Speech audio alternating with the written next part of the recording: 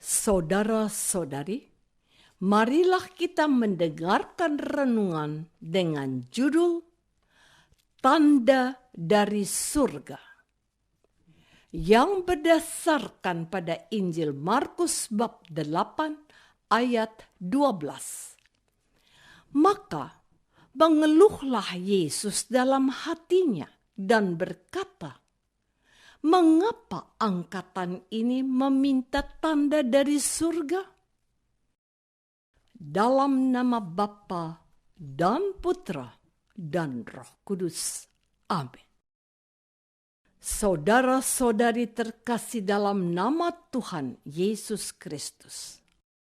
Sekali peristiwa datanglah orang-orang Farisi dan bersoal jawab dengan Yesus. Untuk mencobai dia, mereka meminta daripadanya suatu tanda dari surga.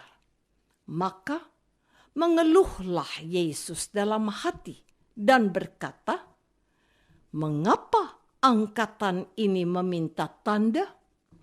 Aku berkata kepadamu, sungguh kepada angkatan ini sekali-kali tidak akan diberikan tanda." Lalu Yesus meninggalkan mereka. Ia naik ke perahu dan bertolak ke seberang.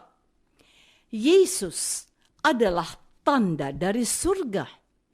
Yesus roti dari surga. Mengapa orang Farisi masih meminta tanda kepada Yesus?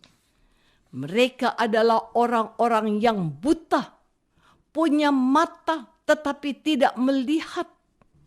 Yesus bersabda, "Aku ini jalan, kebenaran, dan kehidupan. Tiada orang dapat sampai kepada Bapa tanpa melalui aku." Yesus dari surga datang ke dunia memenuhi kehendak Bapa untuk mengerjakan pekerjaan-pekerjaan Bapa di dunia ini. Mengapa orang Farisi masih meminta tanda pada Yesus?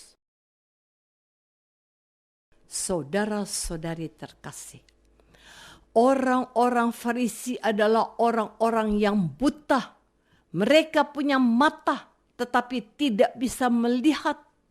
Mereka orang yang tuli. Mereka punya telinga tetapi tidak bisa mendengar. Mata dan telinga mereka tertutup oleh kesombongan mereka. Mereka melihat perbuatan cinta Yesus. Mereka mendengar ajaran kasih Yesus. Tetapi hati mereka tertutup sehingga tidak bisa menerima Yesus. Bahkan tidak jarang memusuhi Yesus, menolak Yesus, dan menjebak Yesus dengan pertanyaan-pertanyaan. Bahkan juga selalu berusaha menangkap Yesus. Namun, semuanya itu tidak pernah kesampaian. Usaha mereka selalu gagal, tidak berhasil. Kuasa Yesus jauh melampaui kemampuan mereka. Biarlah kiranya kasih setia Yesus menjadi penghiburan dan kekuatan bagi kita dalam menjalani hidup ini. Karena bila Yesus hadir, maka segala-galanya menjadi beres, menggembirakan, membahagiakan, menjadi sukacita, dan menyelamatkan segala-galanya. Kuat kuasa Yesus jauh lebih dahsyat dan lebih hebat daripada kekuatan roh jahat, setan, maupun iblis. Saudara-saudari terkasih, orang-orang Farisi meminta tanda, meminta syarat kepada Yesus supaya mereka bisa percaya padanya. Mereka menuntut Yesus untuk memberi tanda dari surga kepada mereka. Bagaimana sikap Yesus? Yesus menolak. Kita pun sering menuntut Tuhan untuk memberikan tanda berupa mujizat tertentu sebelum kita percaya akan sabdanya. Rahmat yang setiap hari Tuhan berikan kepada kita seolah-olah masih belum cukup untuk meyakinkan kita akan kuasa sabda dan kasih-Nya. Akal budi menjadi batu sandungan bagi orang-orang Farisi untuk berjumpa dengan Tuhan. Haruskah Tuhan memberi tanda supaya kita percaya dan beriman kepadanya? Namun, dalam kehidupan sehari-hari, kita sering merasa jauh dari Tuhan. Namun, kita pun tahu, bahkan sadar, bahwa Tuhan itu selalu menyertai kita. Tuhan itu dekat dengan kita, melindungi, menolong, dan menyelamatkan kita. Saudara-saudari terkasih, memberi tanda, memberi bukti, memberi jaminan bisa positif, namun sebaliknya juga bisa menjadi negatif. Seringkali bagi orang muda yang berpacaran, memberi bukti bahwa mencintai harus memberikan bukti-bukti yang bisa menguatkan. Bahkan tidak jarang diminta memberikan bukti yang sangat private, yang sangat pribadi.